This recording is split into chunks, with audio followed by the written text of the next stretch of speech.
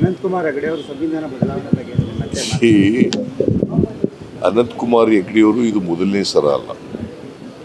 ಹಿಂದೆ ಮಂತ್ರಿ ಆಗಿದ್ದರು ಕೂಡ ಹೇಳಿದ್ರು. ಯಾರ ಕಾಲದಲ್ಲಿ ಮಂತ್ರಿ ಆಗಿದ್ದದ್ದು? ನರೇಂದ್ರ ಮೋದಿಯವ್ರ ಕಾಲದಲ್ಲಿ ಮಂತ್ರಿ ಆಗಿದ್ದರು.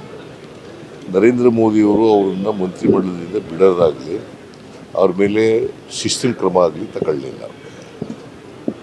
ಇದು BJPಯವರ ಇಡನ್ ಅಜೆಂಡಾ.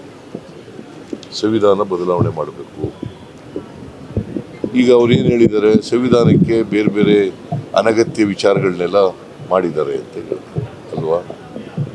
ಅದಕ್ಕೋಸ್ಕರವಾಗಿ ನಮಗೆ 2/3 ಮೆಜಾರಿಟಿ ಬೇಕು ಪಾರ್ಲಿಮೆಂಟ್ನಲ್ಲಿ. ಅಂದರೆ ಸಂವಿಧಾನ ಬದಲಾವಣೆ ಮಾಡಲಿಕ್ಕೆ 2/3 ಮೆಜಾರಿಟಿ ಬೇಕು. ದೇಶ ಉದ್ಧಾರ ಮಾಡೋಕ್ಕಲ್ಲ, ಬಡವರು ಉದ್ಧಾರ ಮಾಡೋಕ್ಕಲ್ಲ, ಸಂವಿಧಾನ ಬದಲಾವಣೆ ಮಾಡೋಕ್ಕೆ.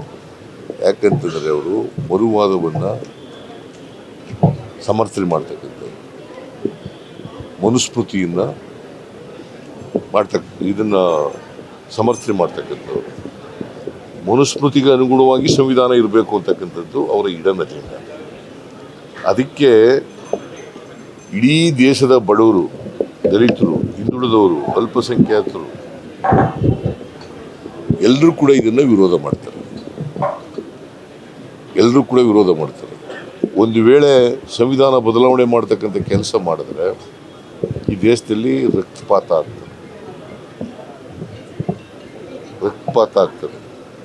ಅದರಿಂದ ಅವ್ರ ಇಡನ್ ಅಜೆಂಡಾ ಇವತ್ತು ಅವನ ಮೂಲಕ, ಅನಂತಕುಮಾರ್ ಹೆಗಡೆ ಮೂಲಕ ಹೇಳಿಸ್ತಾ ಇದ್ದಾರೆ. ನೀವು ಇನ್ನು ನಮ್ಮ ಚಾನಲ್ ಸಬ್ಸ್ಕ್ರೈಬ್ ಮಾಡಿಲ್ಲ ಅಂದ್ರೆ ಈಗಲೇ ಸಬ್ಸ್ಕ್ರೈಬ್ ಮಾಡಿ, ಶೇರ್ ಮಾಡಿ, ಲೈಕ್ ಮಾಡಿ.